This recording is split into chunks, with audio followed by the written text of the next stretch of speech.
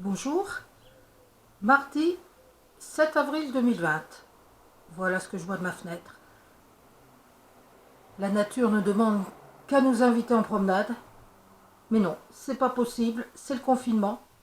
Alors je vous invite à une autre promenade, dans mon intimité, dans mon univers. Voilà le lieu où j'écris, où j'invente des histoires. Et vous allez m'y voir, eh bien, tout à fait décontracté, sans après, sans rien. Mais par contre, rien ne nous empêche de faire ensemble une superbe promenade.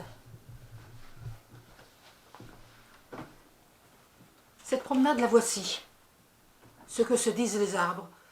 Une promenade littéraire dans une superbe forêt, un parc national même de forêt.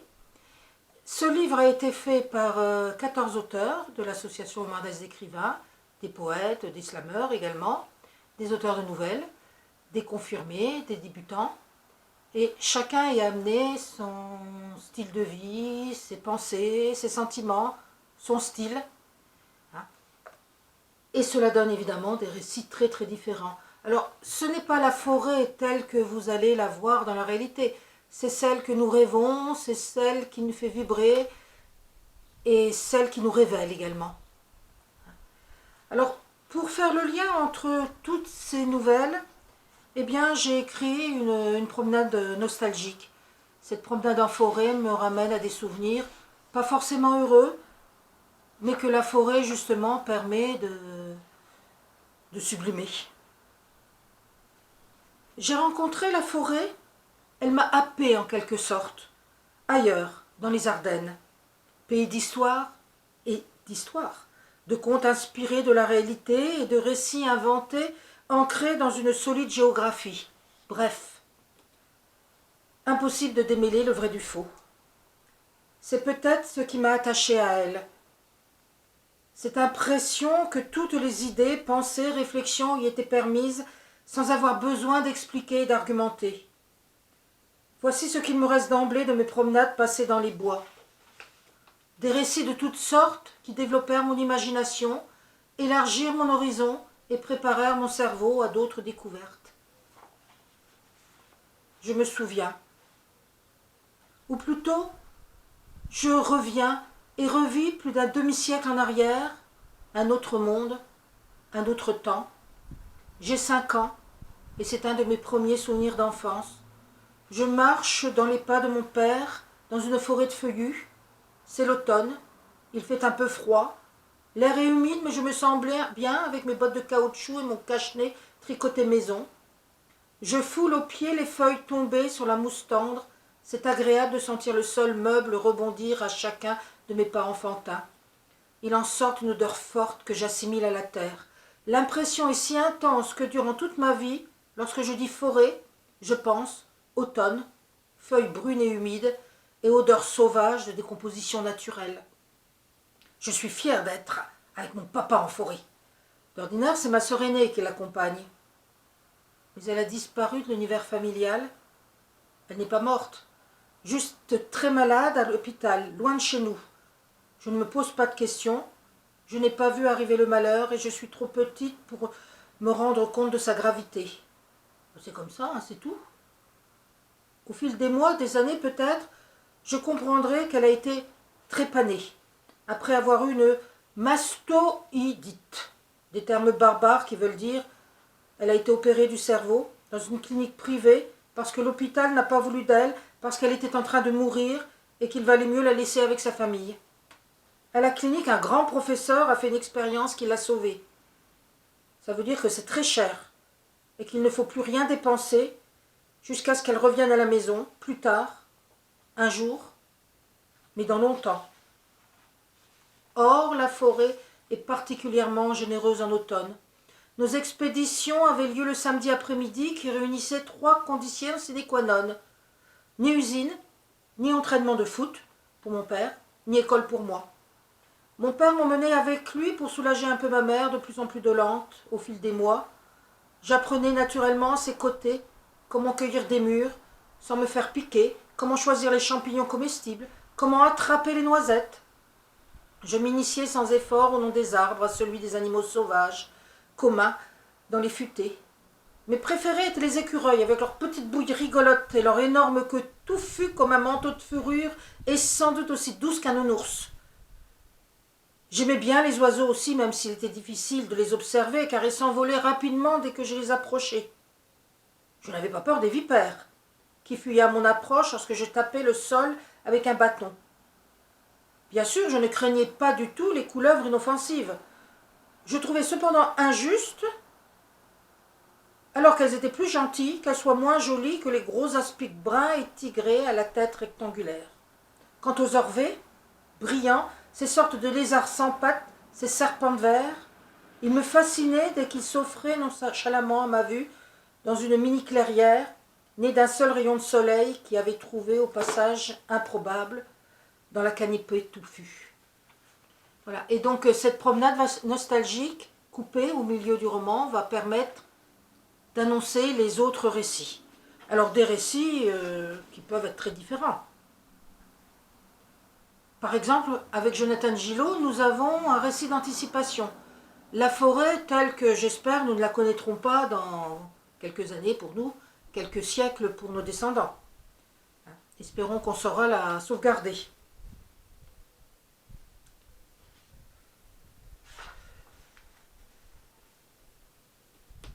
Avant, les précédents habitaient partout. Ici comme dans le désert, le monde était chaleureux comme l'oasis. Poursuivit le grand doyen. Il y avait des précédents qui vivaient dans l'oasis? Oui, ce sont eux qui l'ont fondé d'ailleurs. Les propos du vieux me semblent décousus. Il a pourtant l'air de connaître un tas de choses sur les précédents. Je ne comprends pas, grand doyen. Si le monde était comme l'oasis, pourquoi l'ont-ils créé? Ils savaient que le monde changeait, ils ont voulu sauver quelques endroits de leur folie. Comment c'était le monde des précédents? Il y avait des forêts, des champs, des rivières. L'oasis était partout. On pouvait se déplacer dans les villes grandes comme des milliers de fois vieilles aubes. On se baignait dans des lacs. Il y en avait 4 au pied du mont des Vents. Mais pourquoi c'est fini? Avec ma question, une ombre passe sur le visage du vieil homme. Le souvenir malheureux du changement. Le vent avait tout bouleversé en amenant le désert. Les précédents ont changé la nature de l'air que tu respires. Et le monde n'a pas été d'accord. Pour les avertir, il a fait souffler le vent d'Orient en automne. Cela a commencé très longtemps avant ma naissance. Le monde prend souvent le temps d'avertir les hommes. Alors, est-ce que tout est fichu? Pas sûr. Mais pour ça, il faudra lire la suite. La forêt est aussi un lieu de résilience. C'est ce que nous enseigne, ou nous montre, ou nous explique Magali Grangetot, qui souffre terriblement du deuil de son père et qui, grâce à son amitié particulière avec un arbre en forêt, va pouvoir se retrouver elle-même. Je me souviens, c'était au cours de mai 2007. Il faisait si chaud pour la saison, trop chaud, comme si le soleil s'était donné pour mission de me réchauffer. J'avais si froid depuis Pâques où les cloches avaient fait résonner en moi la douleur et la tristesse. Au lieu de revenir de Rome, chargée de friandises, elle m'avait pillée, privée de mon père. Il n'est plus là. Et moi je suis seule sous cet arbre, allongée sur le sol, comme éparpillée parmi toutes les choses de la nature si microscopiques, si légères, le regard perdu dans l'éclat du ciel. Je me souviens, tout me semblait si dense autour de moi, moi qui me sentais si vide. La course folle de quelques feuilles autour de moi, une goutte d'eau porte ma paupière. Elle rompt mon inquiétante tranquillité. Une odeur vive inonde alors mon espace, une vibration me parcourt. Je ne suis plus seule. Une voix soudain m'interpelle. « Tout va bien ?» Ben oui, tout va bien. Avouez, c'est farfelu cette façon d'être allongée dans les feuilles. Illico, cette voix m'agace. Cette présence entrave ma solitude et déclenche en moi un bref sentiment de culpabilité. Je ne veux pas répondre, je choisis de l'ignorer.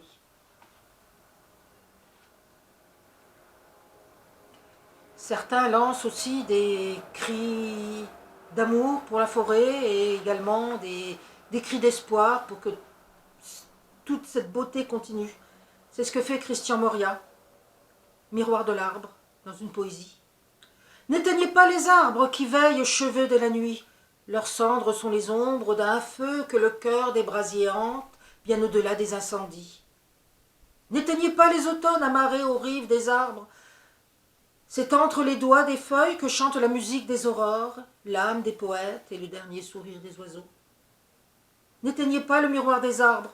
Ils réfléchissent la mémoire du ciel avec leur langage d'amadriade et de faune au maquis d'un nuage que le vent effeuille à l'écorce des saisons.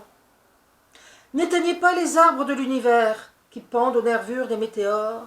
Aujourd'hui encore, les halliers de la lune ont dansé et j'ai vu monter le songe des hommes jusqu'à la cime des étoiles, comme le bouquet épanoui de leurs espérances. Mais si vous préférez revenir dans la réalité, pas de souci, écoutons Sébastien Noireau, un bûcheron. Bon, on s'imagine qu'un bûcheron dans la forêt, il coupe des arbres et c'est tout. Eh bien non. Un tas de pensées, de sentiments le parcourent. Lorsqu'il abat un arbre, il sait qu'il tue, ou qu'il arrête en tout cas, 200, 300, 400 ans de vie, et il ne le fait pas sans réflexion. Je suis bûcheron de janvier jusqu'au début de l'été. Les multiples variations de température, d'humidité, de luminosité, couplées aux différents stades de développement de la végétation, offrent à mon corps et à mon esprit d'être à chaque fois surpris. Cette infinité de combinaisons me donne l'impression d'être en vie. La conscience de cette richesse s'oppose d'emblée à la pauvreté d'une vie soumise au seul désir matériel. Celui-ci m'apparaît désormais comme une folie qui m'a éloigné de l'odeur puissante et délicate d'une vieille branche que je soulève. Immédiatement, un effluve de champignons m'envahit. Je pense alors à la promesse d'une bonne poêlée relevée au beurre et à l'ail. Puis je constate, une nouvelle fois, le formidable travail opéré par l'humus pour transformer la mort en une nouvelle source de vie. Ainsi se continuent ces nouvelles, de tous ordres, des récits d'invention, des réflexions.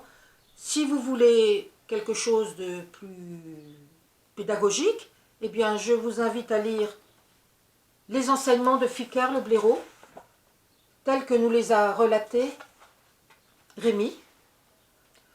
Nous avons également un final en beauté avec une joute de slam et bien entendu la fin des promenades. Si ce livre vous plaît, eh bien n'hésitez pas, allez vous promener avec nous. Un beau livre illustré avec des photos de la forêt, des récits passionnants, 10 € seulement, juste le prix de la façon en quelque sorte. Pour l'avoir, eh bien, vous envoyez un chèque de 10 € de rue d'Alsace à l'association Marnaise des écrivains. Et ma foi, vous le recevrez pendant le confinement. Les frais de port sont gratuits, alors profitez-en. Bonne promenade!